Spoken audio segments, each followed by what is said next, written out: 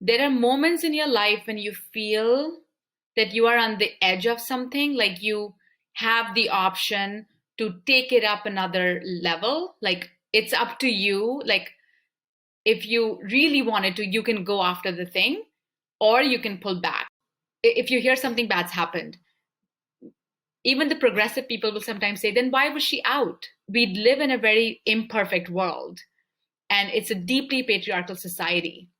It's not at all a perfect system where you try to burden and punish the vulnerable instead of empowering them. Welcome to episode 2 of Fearless Fresh Blood.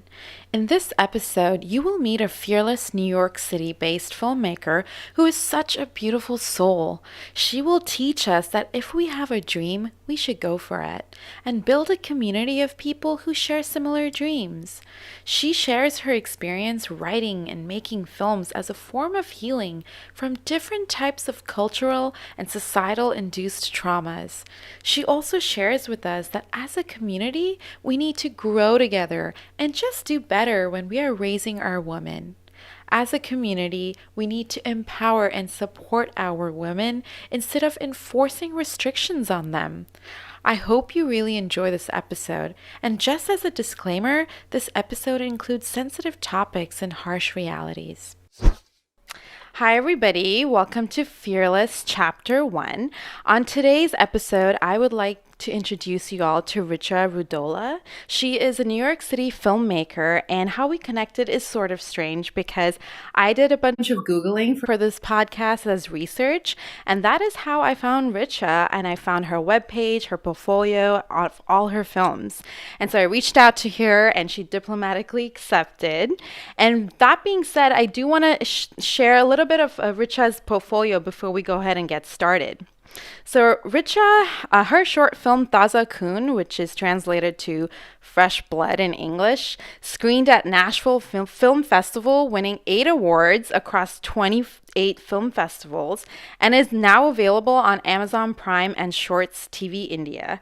Her latest short film, The Seal, won the 2019 Future of Film is Female grant and is currently enjoying a successful run on the film circuit. She has also directed and acted in short films and off-Broadway plays. She is currently developing a TV series about data science, astrology, and dreams. So welcome, Richa. Thank you for being here. I appreciate it so much. Thank you, Kay. I'm very excited to be here. Thanks for having me, and I really like the serendipitous way that we connected. Yes. So tell us a little bit more about who you are and your little background and how you got into film. Sure. I came into film very organically over the years. I grew up in India. Films were not a big part of my life then. And I came to the US for graduate school in 2005 to study statistics. And while I was going to grad school, there was a weekly movie club that I got invited to. And that's where, I mean, I think I went without having any agenda. I just thought it would be something cool and fun to do on the side, and I was very pleasantly surprised by my first meeting. And then I went to a few more.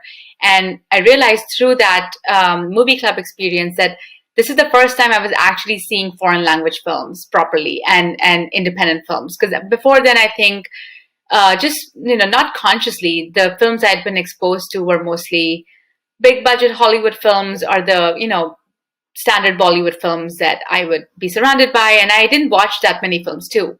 But having a chance to consume that kind of content just opened my eyes a little bit. And then I moved to New York a couple of years later for a job. And it turned out to be a blessing in disguise because New York is so great for independent films. So I frequented so many theaters, and I sometimes would just walk into a theater without having a plan. I would just watch whichever two films were playing, around dinner time. And I would sneak out and have like a kati roll for dinner and then sneak back in and watch more films. And it was just a great education for me, a very impromptu, unofficial education in film. And then just along the way, I realized I liked screenwriting because I enjoyed how films were written. So then I studied screenwriting, and making films was never actually a plan.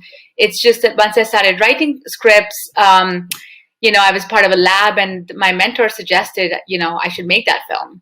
So, and then sort of a whole community chipped in to help me make it. That's how Taza Khoon came to be. So it was very, like, I'm very surprised myself that I am a filmmaker right now in my life and that I really found my calling in that. But it was not at all the plan, it just happened.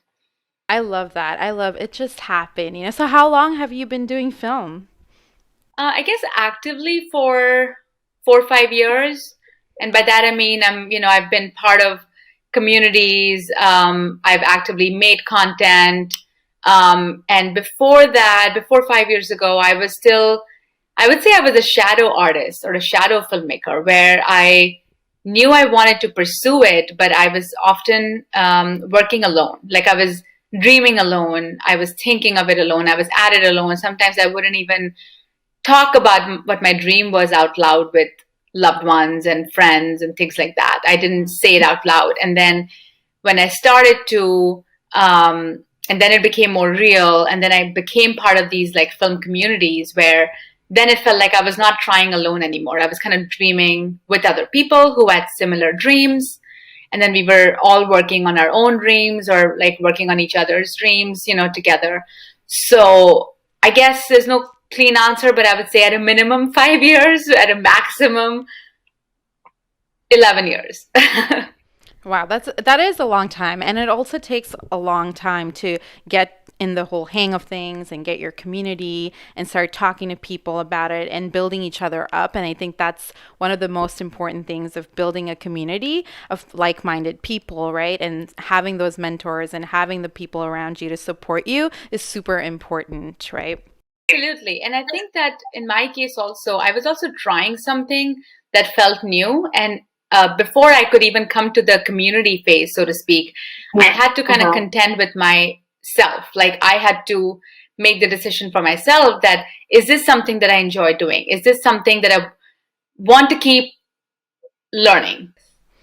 What you mentioned there is it starts with you, right? And the dream starts with you and making that realization that it is your dream, right? Was there anything that was stopping you from even acknowledging it or even coming into the surface? What you said earlier, you said that, you kept it inside of you as a secret from your family members and your friends. Was there a reason behind that? Yeah, gosh, I think lots of reasons, at least two, three reasons I can think of. One is that when you've not been on that type of path ever, it can feel very daunting to try to claim it, because then you worry that people are going to think that, who are you to try this? Why are you trying to be something you're not? Because maybe they've boxed you in a certain way, or they've put a label on yourself, or maybe you yourself have put that label. So I myself always thought I was a science, person, like maths and statistics. That was sort of my world. So the going from that to like films and screenwriting, it seems like a stretch. I mean, I would actually argue, now that I think about it, it's not a stretch, but at the time, especially if you have like self-doubt and, you lack confidence, and then all kinds of negative thoughts will come to you. So this was certainly one that I thought that, this seems completely out of pattern for me, and people will feel that too. And then secondly, also because I was on an H-1B visa at the time, until very recently, until like 2 3 years ago, I was on an H-1B visa. So when you have an employer sponsored visa, that is sort of the main reason you're able to stay in the country, and that's the sort of source of your life, your day-to-day life, then it's hard to take those kind of decisions lightly, right? You think long and hard about, so what does that mean? Am I now going to go on a student visa? Does that mean I have to quit my job? Uh, and basically it's like switching career tracks. And then what if, there's no future in that? What if I can't make money? What if this is just a stupid decision of pursuing a passion thing which doesn't lead to a job, and then I can't have legal status in the country, I have to move back. All kinds of, that was certainly one thing, like a legal visa reason was one other thing. And was there another one? Gosh, this is going to sound crazy, but I think I can explain it. There are moments in your life when you feel that you are on the edge of something, like you have the option to take it up another level. Like it's up to you. Like if you really wanted to, you can go after the thing, or you can pull back. I know what it's like to pull back. I know what it's like to walk the edge. It's a feeling you recognize. And then, and this is something that I wouldn't have talked about to anyone, but it was my personal thing. But I'm like, am I going to push forth or pull back again? So making that decision to go to New York Film Academy to study screenwriting was a big deal for me. It was a big decision. Even though it looks like nothing from the outside, for me personally, it was a big decision. So like, I guess these two, three reasons were what kept me from pursuing. Yeah, of course. And I think what you just described, it's not crazy. It's fearlessness, right? It's like, pushing your boundaries and getting out of your comfort zone and just doing what you want to do. And I think that's what that drives it is passion, right? It's passion to just go for it. Now, thanks for telling us about the history of how you got into film. And it's really great to hear. And I'll ask you some questions about that later on, about what tips you would give to people who are still struggling with making a decision about their passion project or just going with their routine. But first, I want to talk about your most recent film that is in the film circuit, The Seal. So tell us a little bit more about the inspiration behind this film. And I don't want to spoil it for everybody. I want you to introduce it before I start speaking about it. So go ahead.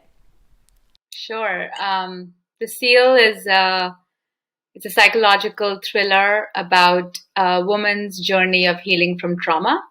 I wanted to make a film that showed something that maybe we have seen before, but in a different way. I wanted to focus less on something traumatic that's happened to somebody, and instead how they dealt with it. And in the dealing with it is often the thing that's holding us back. And in this particular case, as is often the case with trauma, there can be a little bit of a battle between the mind and the body. One part of you remembers the traumatic thing that happened, and it kind of becomes imbibed in you, and the other part of you wants to forget. You'd rather forget about the painful thing that happened and just want to move on. So if these two forces are kind of, in battle with each other, but they're both within you, they're both parts of you, they're both aspects of you, how do they play out? How do they win? How do you basically ultimately move on as the individual who needs closure and needs healing? So these are the things I wanted to showcase, and that's why I always thought of it as a thriller, which is sort of a different maybe perspective on a story that's not extremely, unique in that kind of story has been told before, but I wanted to tell it from this particular lens, and that was very important to me. Sure. And why was that so important to you? I mean, for me, a lot of the work that I've done, some of the themes that have come out in it, which are not planned, I mean, it just happens to come out in my work, is how women are treated, all over the world, but certainly in India, which is what I know. So I think as a writer, I write what I know, and then of course I dramatize it. So having grown up in India and spent a considerable amount of my life in the US, a lot of the characters I write also spend time in these two places, whether it's through forced immigration or, sort of immigration by choice, which is what's happened in the Seal. But really, the thing that holds some of these narratives together is that a lot of these characters have been marginalized in some way, or they've gone through some kind of repressed trauma, and certainly I have in my life. So making films, actually, I would say writing films, and then making them has been a way that I have dealt with it. So for me, it's essential. Like once I found this outlet, I knew that it worked for me on multiple levels. It also helped me heal. The Seal in particular is a type of story where, because it's about a character who's healing from trauma, I felt that in writing it and by making it with a really amazing team was such an affirmation for me and this story that I felt healed from within, even when I wrote multiple versions of the script, when we workshopped the script together and I heard people's feedback on it. when we were going through pre-production, and we got an amazing team on board, including Shahana Goswami, who plays the lead in The Seal. Just an amazing team of actors and like crew people. And then once we captured footage, from set, we had such a blast on set. This is such a difficult film, and yet we had a blast. We were laughing way too much while making this film. You would not believe. And then in the edit room, when you see the footage you've captured and it comes alive and you get to make the movie, and you layer on important elements like music score and sound design and color correction and all of these things. And to me, I swear to God, I felt little by little like a little bit healed in that process. So I guess I have a lot of skin invested in the film because it feels like a personal narrative journey for me. I also started to actually go through therapy while I was making that film, because I realized I'm sending my character off to therapy. I should probably try it too. I probably need it too. And I think actually a lot of us could benefit from therapy, but I certainly did. So, I mean, The Seal was very important to me, still is. And I cannot wait to release it into the world once the festival circuit is done, and hopefully share it with other people too. And one of the things that you mentioned, you said that throughout this entire process, you found healing in it, right? So I want to stress on that point, right? Where you found this project, you started writing this film, and you built this film from scratch, right? With the entire production. And that entire production helped you heal from your own traumatic events. And I think that's so important, right? That healing process of just for you, it was healing through your artistic process, right? For me, it's healing through writing and journaling. But I think what others don't focus on is that you keep it when you keep it in your mind so much, it manifests in so many different ways throughout your community, throughout your life. And it's so important to heal from what your mind is going through. And so just put it in a project or put it in some type of artistic form and just heal that way. And I'm so proud that you've healed from that, and you found healing through therapy as well. I think there is the stigma, especially in the Indian community, about mental health care and taking care of it, and therapy in general. That being said, I do want to go over the protagonist, and one of the themes that came up when I was watching The Seal, and one of the themes from the protagonist was substance usage, right? And it was so prominent in the film that, Sheetal, who was the protagonist, was using substances to heal or try to cope from some kind of trauma. And at that point in the beginning, you don't know what she's going through, but you kind of know through behaviors.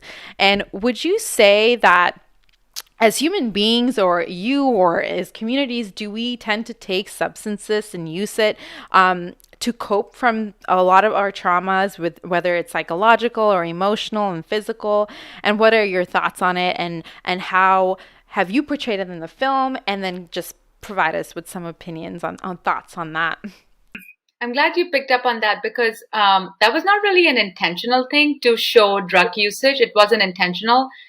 It came a little bit later in the script, but the genesis of that idea was that I wanted to show a character like Sheetal, which actually in Hindi the word means kind and gentle.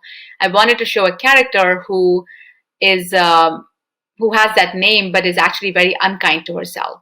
So she's in a way punishing herself physically, harming herself by living in this numbed state.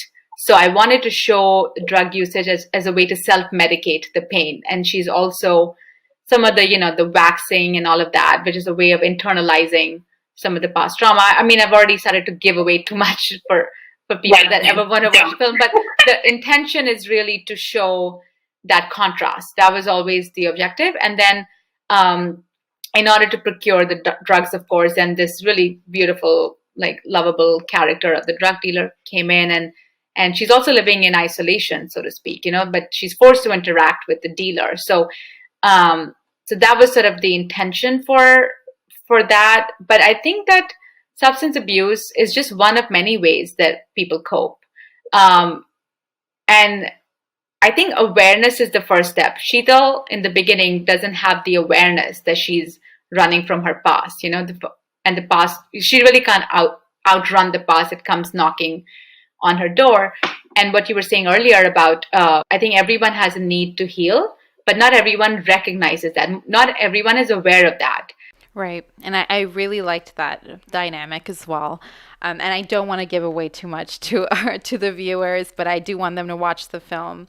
One of the things that you mentioned, and the way I summarize it is hurt people, right? And even if it's themselves, right? They hurt themselves. So, I mean, you said that you became more aware of your traumas in your 20s. So, if you had to go back, or say you're giving advice to your old teenage self right now, what would you say to your old teenage self? I would just say, don't be so sure of yourself. I thought I knew a lot of things, and I was really quite dumb, you know. I mean, I still feel dumb, but I look back and I was like, yeah, you didn't know a lot. You thought you knew a lot. And the older I get, I really feel that I don't know that much. So, but I don't know if that's like, I mean, I feel like maybe when you're younger, your world is more insular. You're looking inward more.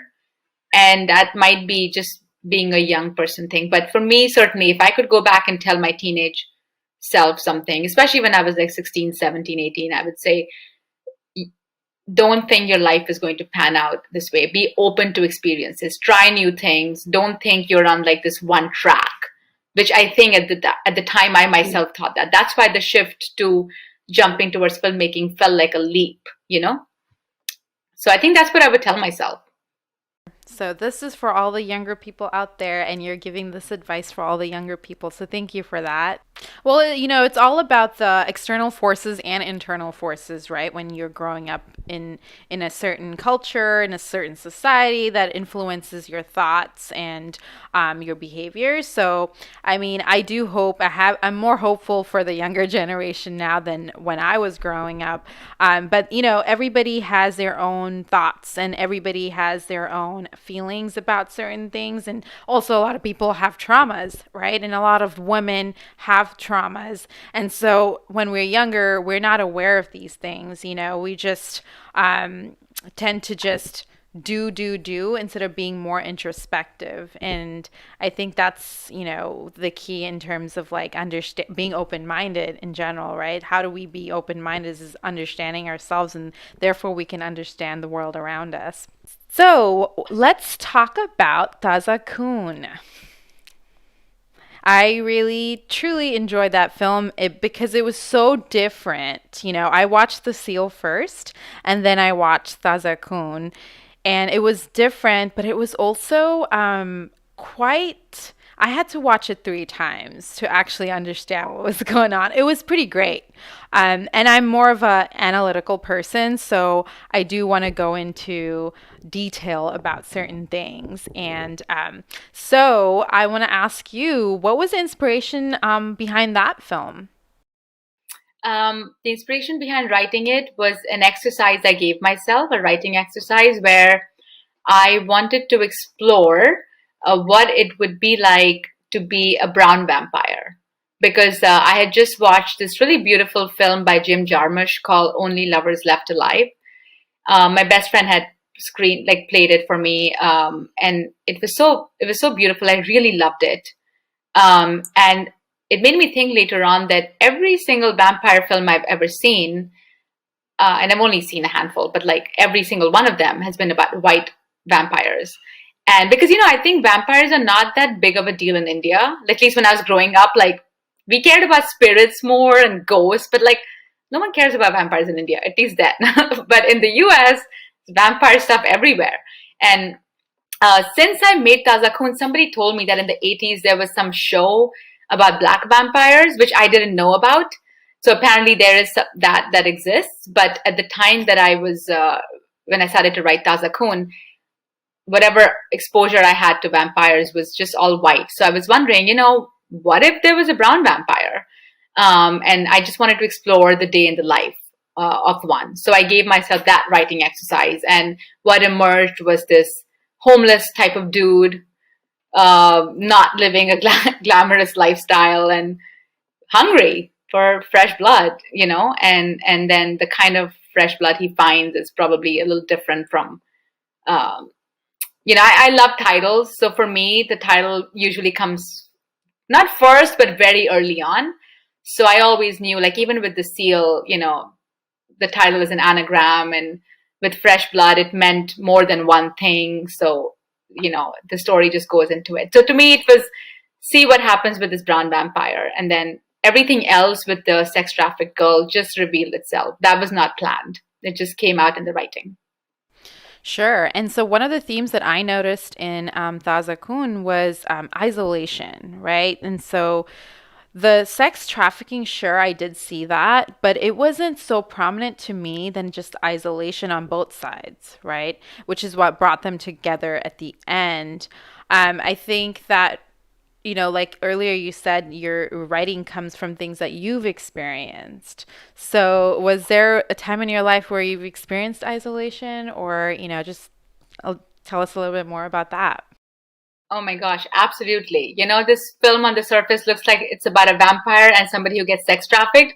Obviously, I'm not a vampire and I've not been sex trafficked, but I have felt extremely isolated in my life, especially when I was in eighth standard. I was 12 years old. I was just so miserable then.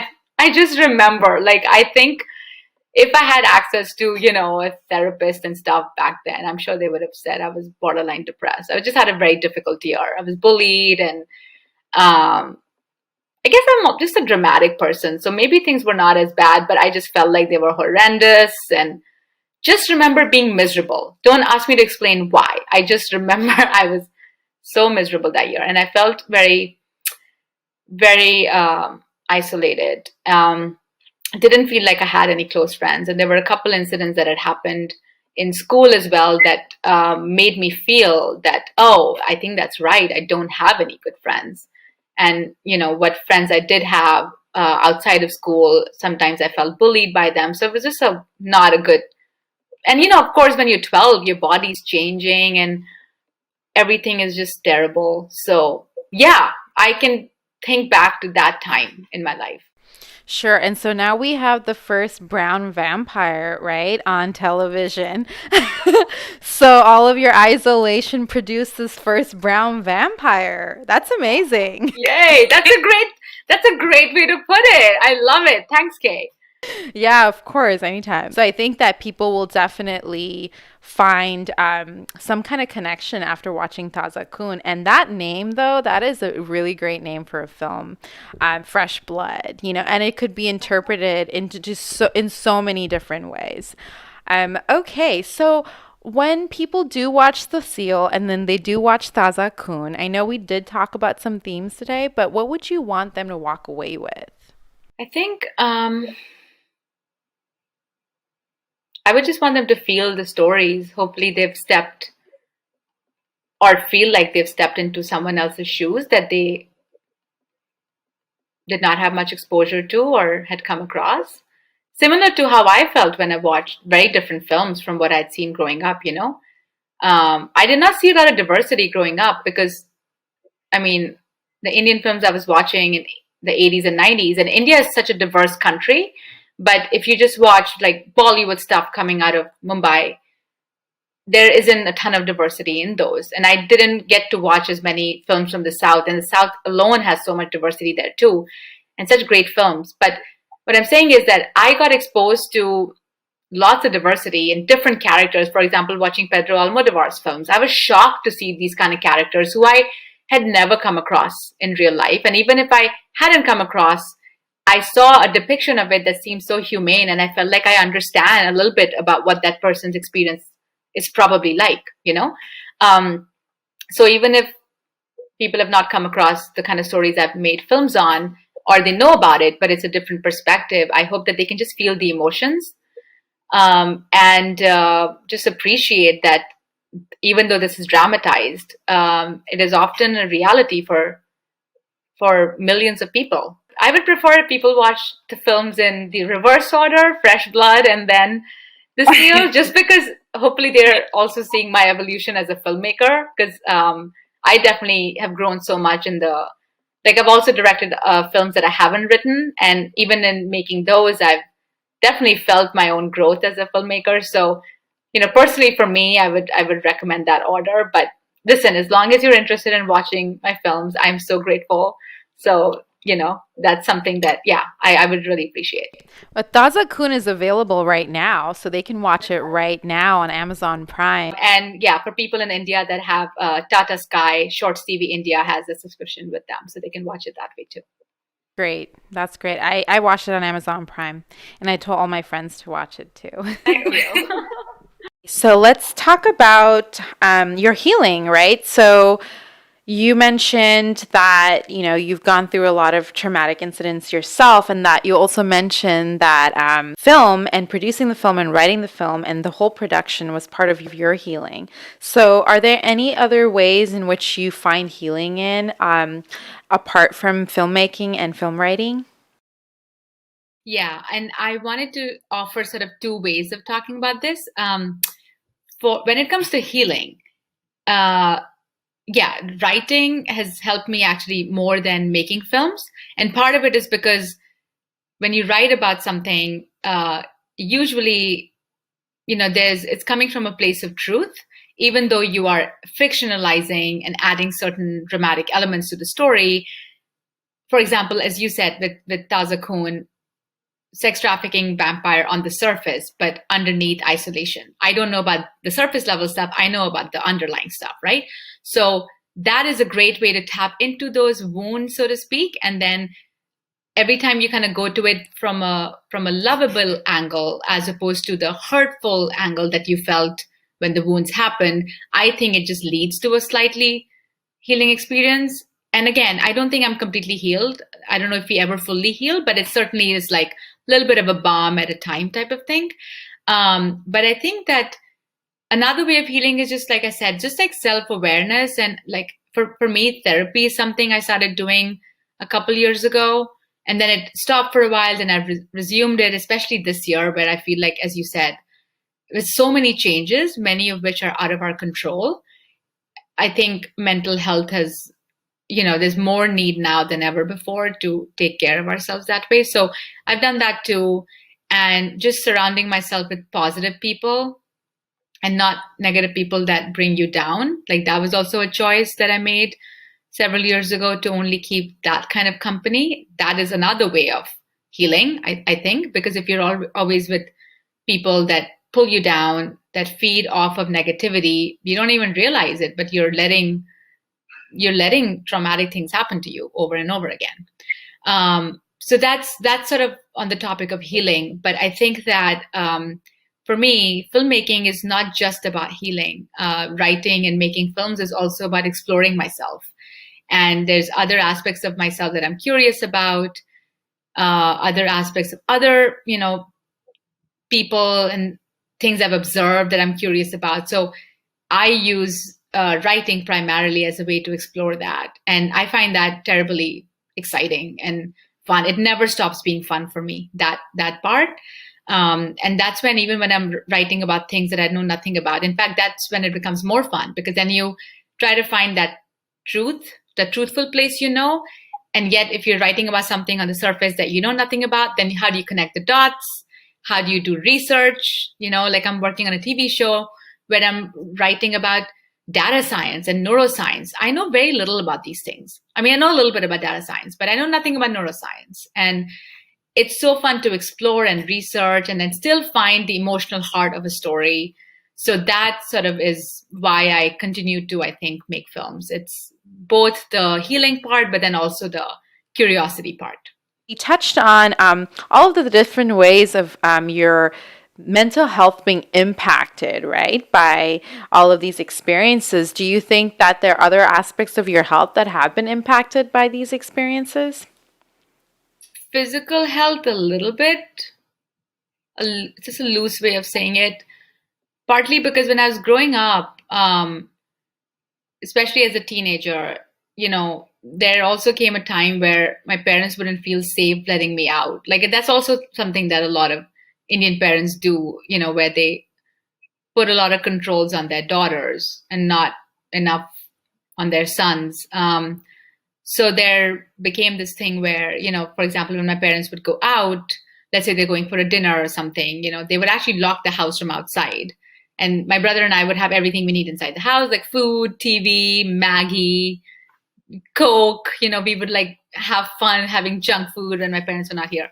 But but some limitation on mobility, that certainly, is an impact. When I compare to my husband, for example, grew up in this country, and we had very different childhoods, I think. He grew up in a smaller town upstate, a lot more freedom, and I grew up in a big city where actually it seemed like a more dangerous place, and I had to be more careful as a girl, stuff. So I think a little bit of physical mobility and stuff was definitely impacted. You mentioned as a girl a lot, right? Like living in a big city, and as a woman or as a girl, you need to be more careful. I know why that is. I grew up in India too, but I want you to tell the audience, why is it that you had to be more careful? Why was it that there were more restrictions on you than there were on your brother? I want you to tell that story to our audience. I don't think it was just me. I know that a lot of my girlfriends also faced similar things. And yet I also know some girlfriends that didn't, and those were the lucky ones that I was always envious of, that they could go out to parties, they could stay out later, and I couldn't. At the time I was a teenager, obviously thought it was unfair, and I would, argue with my parents and stuff. But I'm sure my parents' rationale was to keep, Delhi is, even back then, was the rape capital. I want to say the world, but certainly India.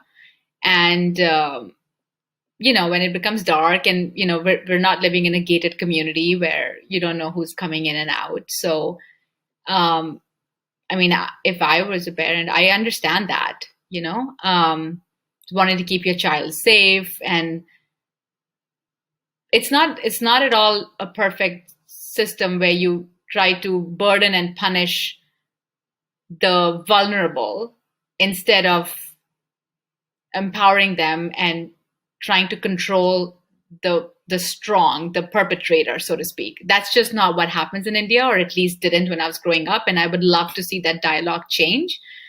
Modi's made a speech about doing more for telling your sons also where they're going out and checking their movement, as opposed to just getting, asking a daughter to stay home. And I hope that wasn't just talking points. I hope they mean something behind it.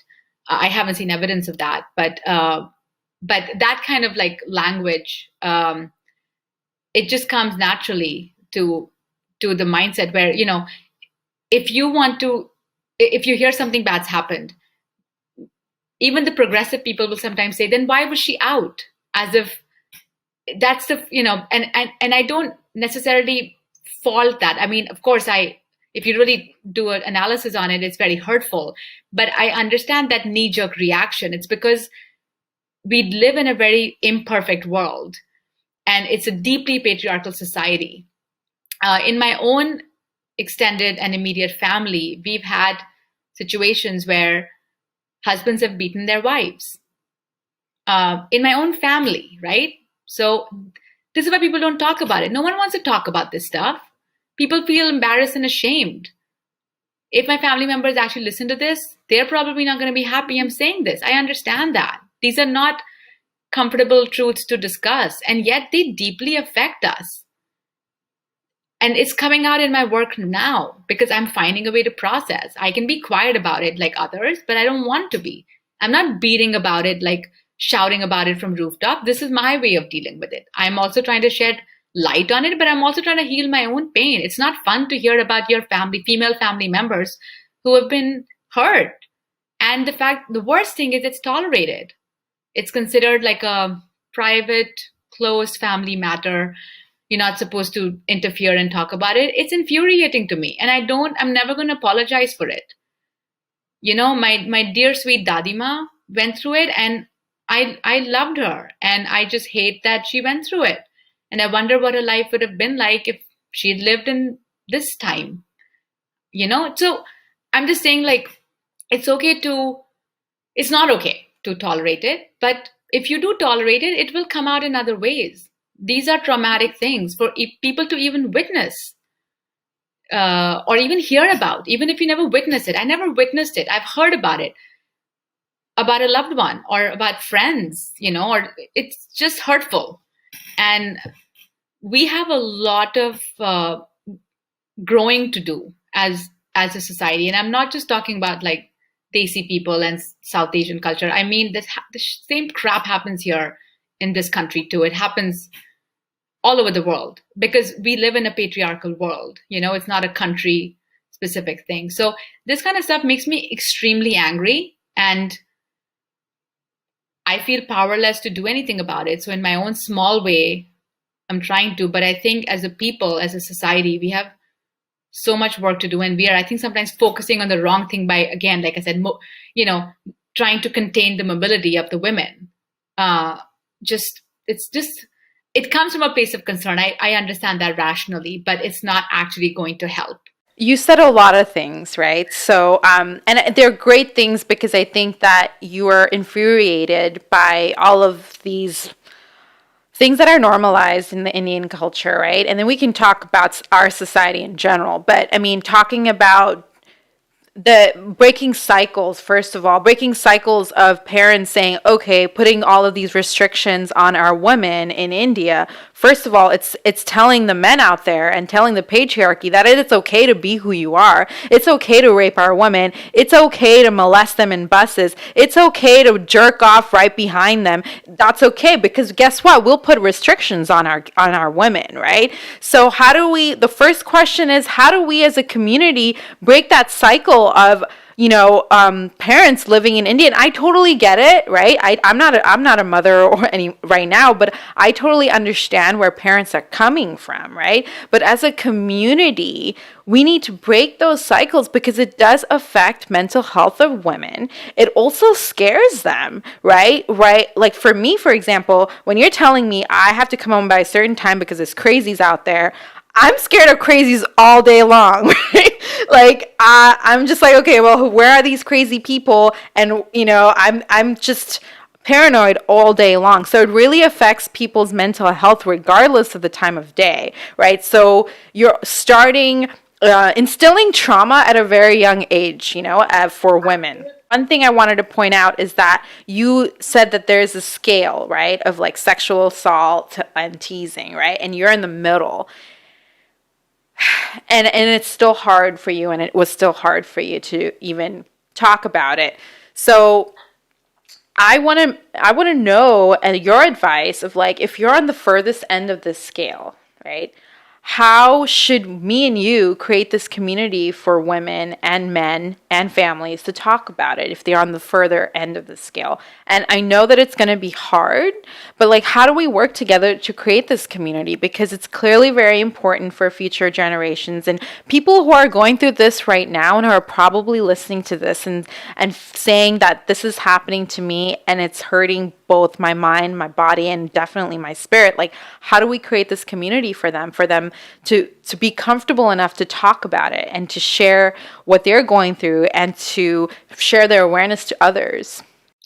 I don't know if I have the answer to this, but I will say that not everyone needs to feel that it's their job or calling to solve this. But I do think that